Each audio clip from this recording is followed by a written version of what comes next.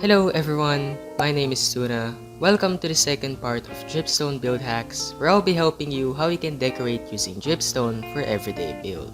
So sit back, relax, and enjoy. The first idea I have in mind when it comes to dripstone is a spiky chandelier. This kind of chandelier, in my opinion, is unique and far different from the other chandeliers I've built. That's because of the stalactites and stalagmites we're going to attach to the dripstone. But don't worry about the spikes, as this won't fall and hit your head. To give it light, place a Django fence and end rod to the sides.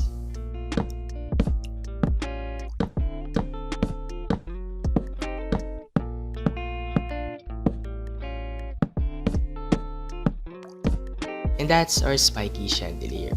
Let me know what's your thoughts on this one. And before I forget, here's what the chandelier looks like at night. This next one may help some of you with decorating for Halloween, and since Halloween is months away, I thought of making a spooky dead tree made of dripstone. I call this the drip tree.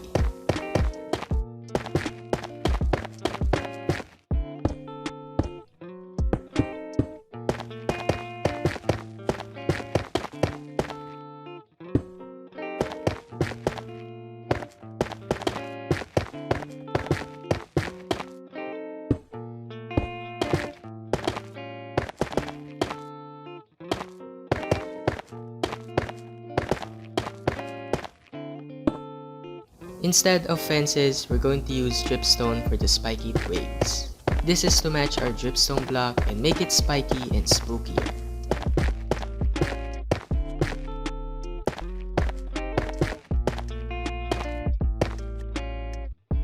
What I like about this tree is the use of dripstone as the twigs and the overall aesthetic of this tree. Another spooky decoration you can make with dripstone is a spider. This is my least favorite one, and since it's made entirely out of dripstone, I'll be calling it Drip Spider. Now I use glow item frames to make the eyes glow in the dark. Let's now make the legs.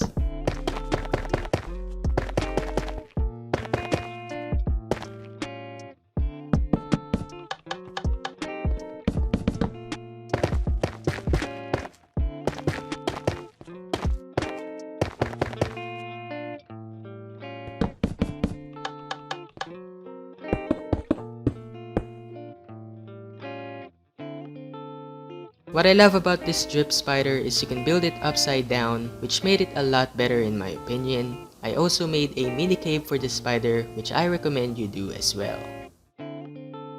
Just like the drip spider, you can also do a sandworm made of dripstone. Let's name it Dripworm.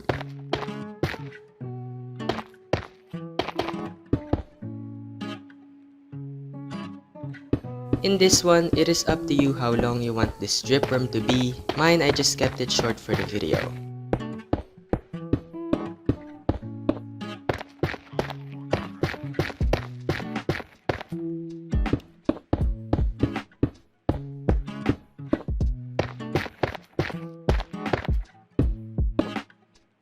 Don't forget to add sandstone slabs at the back.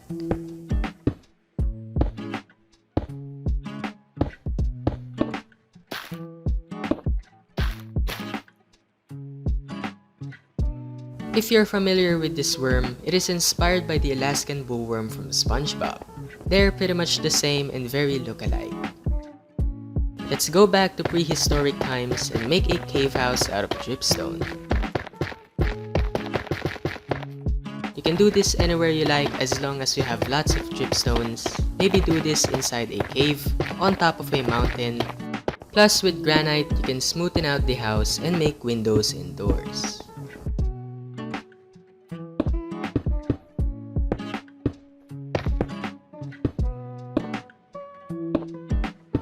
The best part about this is adding stalagmites around the cave house.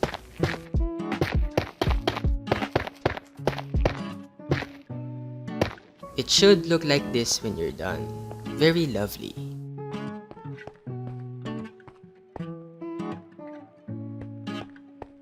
If If you want to add furniture to your cave house, you can make a cozy dripstone bed combined with carpets and wool.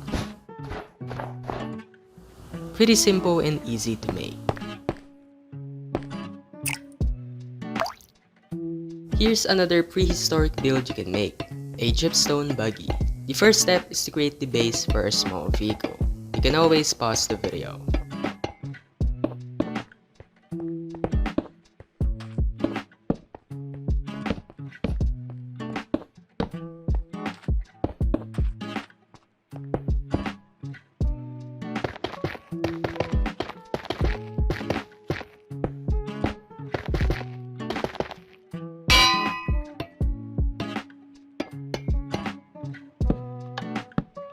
Once that's done, we can now grab the other materials needed for the buggy.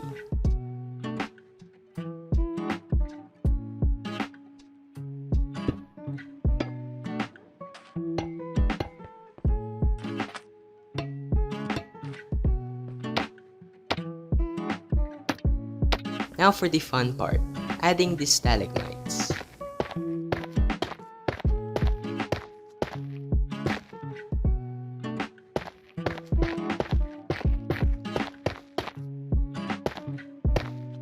For us to get inside, you'll need a rail with a minecart on it. And there's our spiky dripstone buggy, prehistoric version. And if it happens you built on a desert, you can use sandstone or red sandstone stairs for the wheel tracks. This makes it better.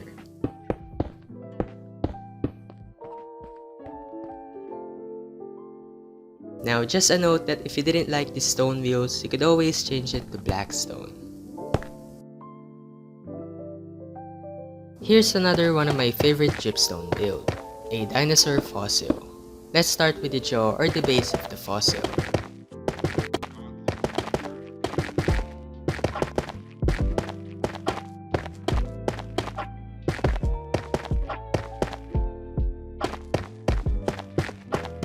For this, I'm going to combine dripstone and granite to smoothen out the rough areas we'll encounter later as we go on.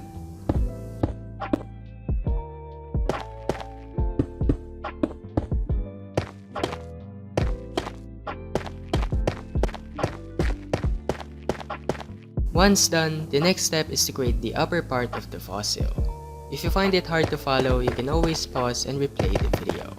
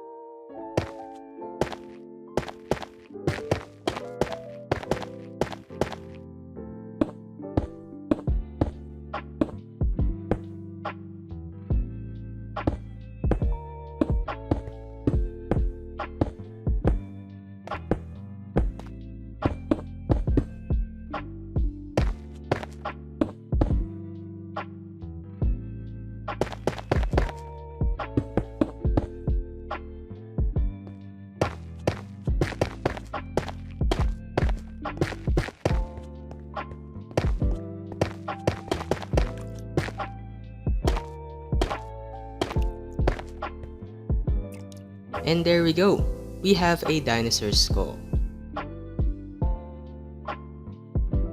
If you want, you can add a neck bone if you're making a sunken fossil. This part is optional.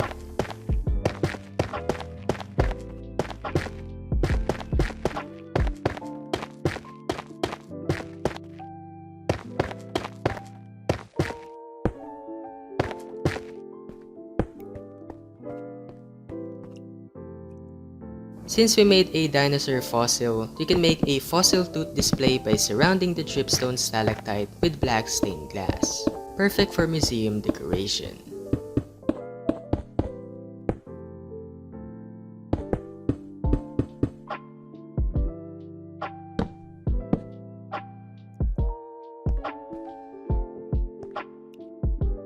For the next 9 builds I'm going to show you, you're going to need a debug stick to combine with dripstone. If you notice with debug stick, you can edit the thickness of the dripstone, which I find helpful in building. And if you place a lot of dripstones and edit their thickness, you can make a scattered beach rocks. Is this better than stone? Let me know in the comments. With this concept, we can go back to the drip tree we made earlier and apply it to the trunk. It is also applicable to the fossil we made and edit the thickness of the teeth to make it spiky. You can also do a crab with the same idea as the beach rocks.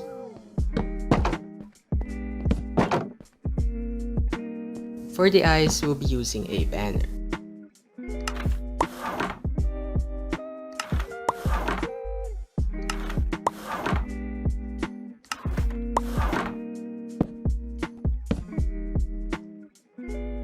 Just like the crab, you can also make a snail with dripstone being the shell.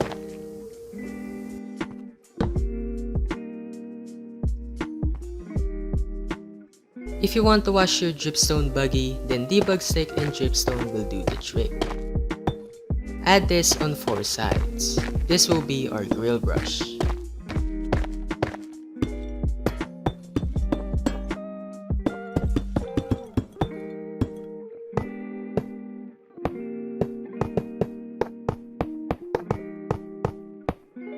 The next step is to change the thickness of the dripstones using debug stick.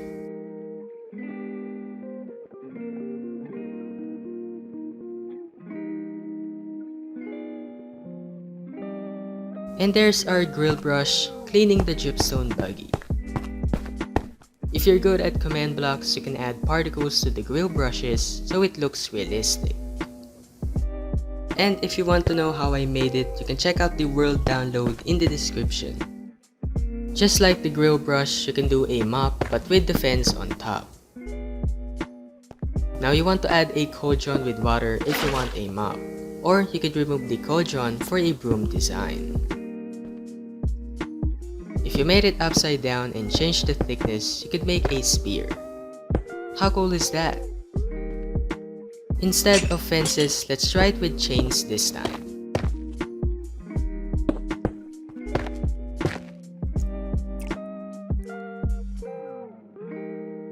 Now you have a slice of hanging meat. Add redstone for blood drips, much better.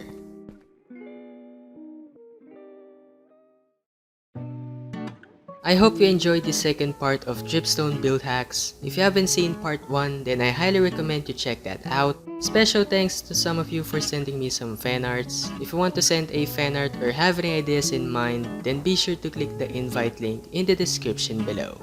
Bye bye!